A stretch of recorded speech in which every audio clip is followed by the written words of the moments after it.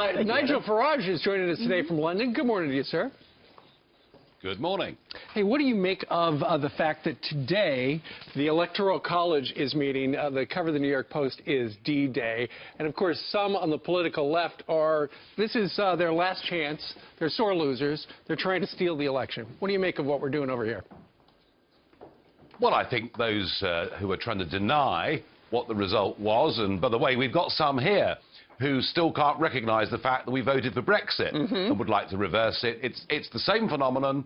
It's the same kind of people. It's those who've been in love with the liberal media elite, and I think it's quite disgusting to try to get delegates to reverse their votes today of all days. I don't believe it's going to happen. It would be absolutely monstrous if it did. Yeah, Mr. Farage, I mean, obviously you've seen similar trends on the Brexit side. They try to stop it, but it's also an effort to discredit it. How far have you seen the left go there to do it, and what should we anticipate here?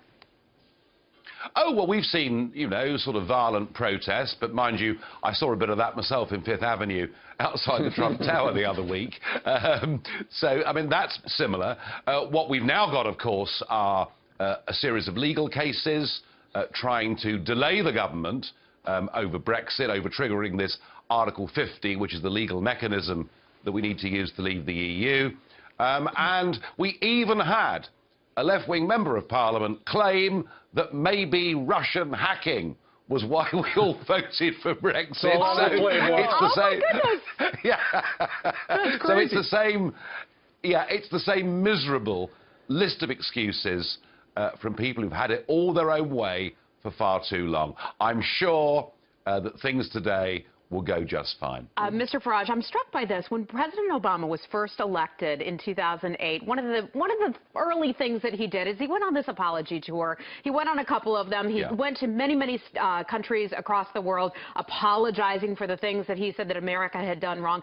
Donald Trump, he wins. He goes to the heartland of America. He goes to the states that helped elect him president.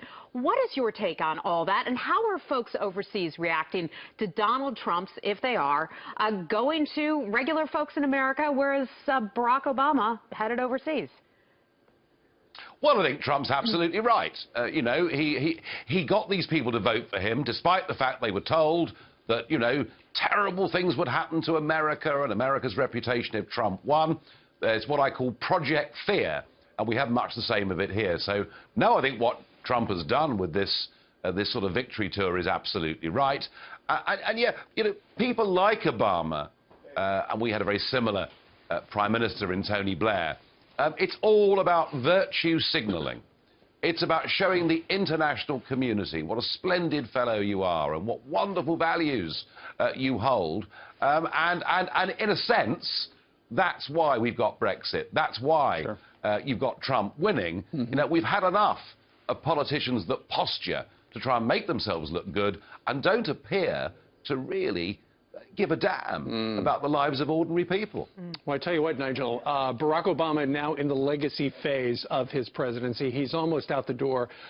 On Friday, he had what could be his final press conference, and he made a statement that we thought, you know, it'd be great to have an international perspective. So I want you to listen to this, and then we want your point of view on it. Here's President Obama talking about how things are so much better off in the world now after his 8 years.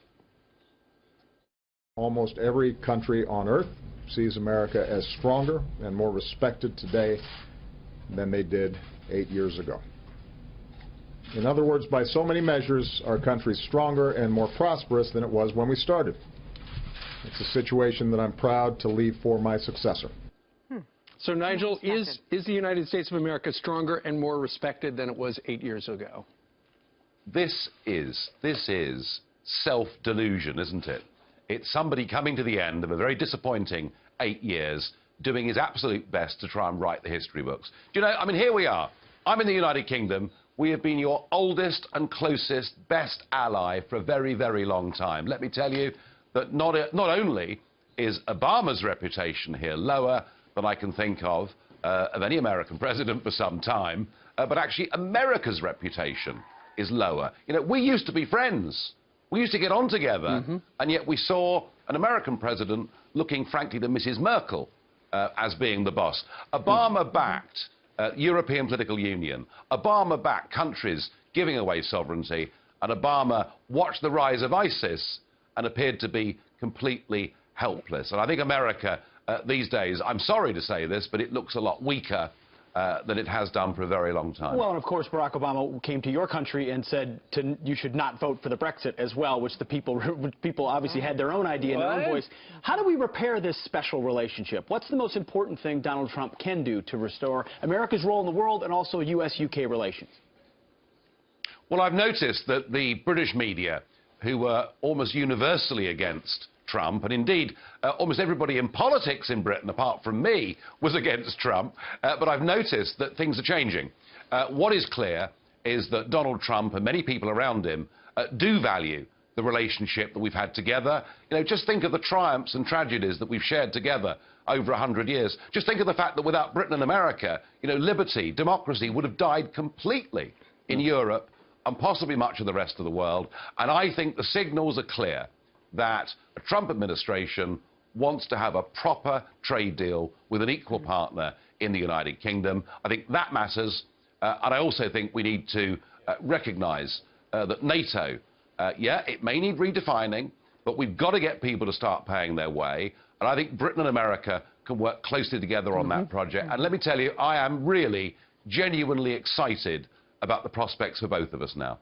Well, you've been meeting with Mr. Trump. You know, I would like to know which countries Barack Obama views us as being more respected by. Certainly not China. Swiping our drones. Iran harassing our sailors. We get the same stuff happening from Russia, exactly. Cuba. So, which important ones value us more? Yeah, Cuba. Good point. Yeah, I mean, look, you know, Barack Obama is popular with all the countries that he's been weak and that he's appeased. But around the rest of the world, America's standing is poor. And as I say, you know, it is during the course of this 8 years that we've seen ISIS come to prominence. And I've not heard a single word from this president about how to deal with ISIS externally, and certainly how to protect America better from people who might be ISIS agents. And I think a lot of people did vote for Trump because they thought, you know what? You know, we may not agree with everything this man says, but he does at least appear to want to make America a safer place. And I think that really matters to voters. And real quickly, before you go, exit question. Our chief diplomat, talking about the relations between the United Kingdom and the US of A, our chief diplomat, it looks like it's going to be Rex Tillerson, former CEO of, soon-to-be, of ExxonMobil. You know, so much has been made of the fact he was never in Washington, he was a businessman, he's friends with Putin. What do you think about this guy as a pick? Well, Trump said he wanted to drain the swamp, by which he meant he did not want career politicians, you know, who cared more about their own future than the well-being of the country, to keep running everything. I think it's inspired to bring people in, you know, whether they've been senior in the military or senior in business, the fact they've not been in Washington, the fact they're not part of the political class, I think it's an absolute breath of fresh air. And as far as Putin's concerned, look, none of us would agree with the things that Putin does in many ways, but we have to ask ourselves a question. Do we want to go on, particularly here in the European Union, and with Obama's backing, do we go on provoking Putin, or do we sit round the table and have a frank conversation with him? And you know, the great Winston Churchill once said that jaw is better than war. So let's start talking to Putin. Let's see if we can find some things that we actually agree on.